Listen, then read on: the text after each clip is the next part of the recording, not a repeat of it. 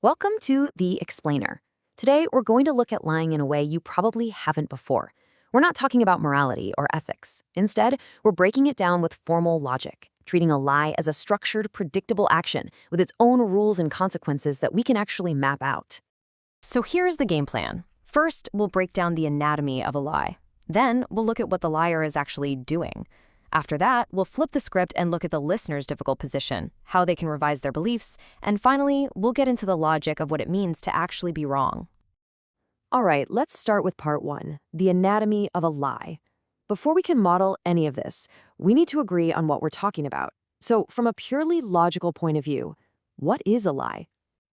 You know, we all know what a lie feels like, right? But for logicians, it's something incredibly specific. It's not just saying something false. It's a communicative act, an action that is deliberately designed to change the world of information. Exactly. So instead of getting caught up in judging the act, formal logic, specifically a field called dynamic epistemic logic, sees a lie as an event. It's an action that's meant to transform the state of knowledge or belief in a system.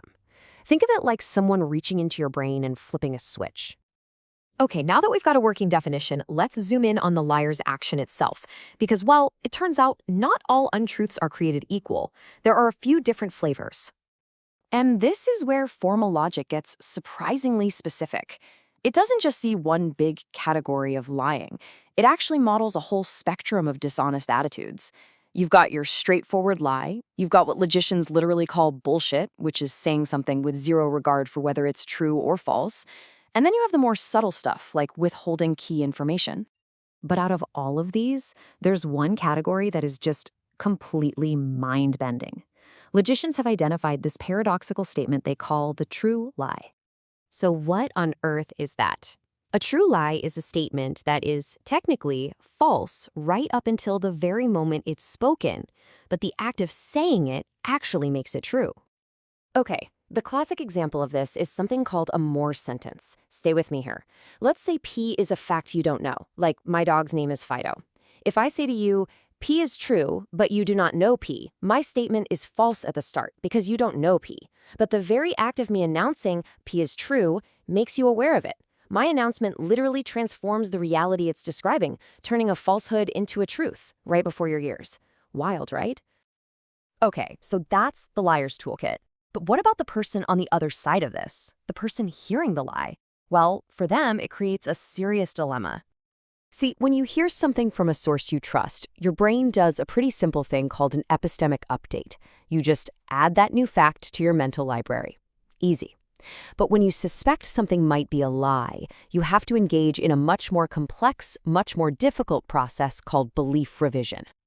And to understand this, logicians actually model 3 different character profiles for listeners. First, you have the credulous agent. They believe everything, but they risk their whole belief system becoming a jumbled mess of contradictions. Then there's the skeptical agent. They reject anything that doesn't fit with what they already think, but they risk shutting out a difficult but important truth.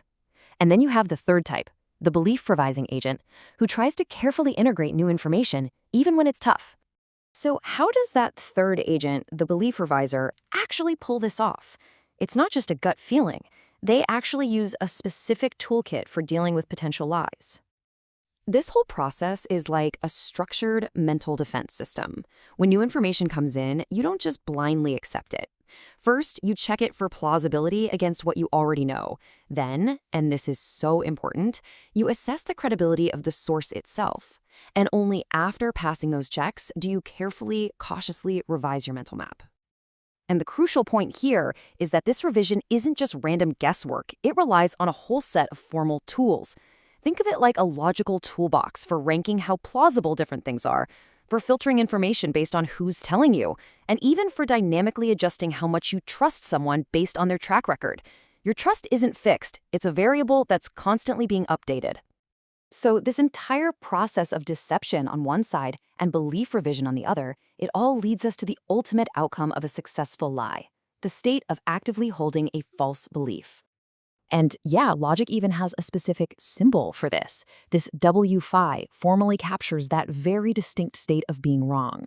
And notice, it's not just about not knowing something. It's the specific condition where you are actively convinced that something is true when in reality, it's false. So why does this matter so much? Because the ability to model false beliefs is a cornerstone of what makes us human. It's what psychologists call theory of mind, that fundamental, crucial understanding that other people can have thoughts, beliefs, and, yeah, even wrong beliefs that are totally different from our own. It's also a massive challenge for artificial intelligence, by the way. Ultimately, the best way to picture this whole thing is to think of your beliefs as a kind of mental map. Truthful information lets you confidently fill in the details, but a potential lie, that forces you to be a much more cautious cartographer. You have to weigh the source, check it against your internal compass, your core knowledge, and maybe redraw entire parts of your map, all while trying not to get completely lost. And all of this leaves us with a final, pretty urgent thought. Understanding these formal structures isn't just some academic game. In a world saturated with deepfakes and alternative facts, maybe mastering the logic of how deception actually works is one of the most critical survival skills we can possibly learn.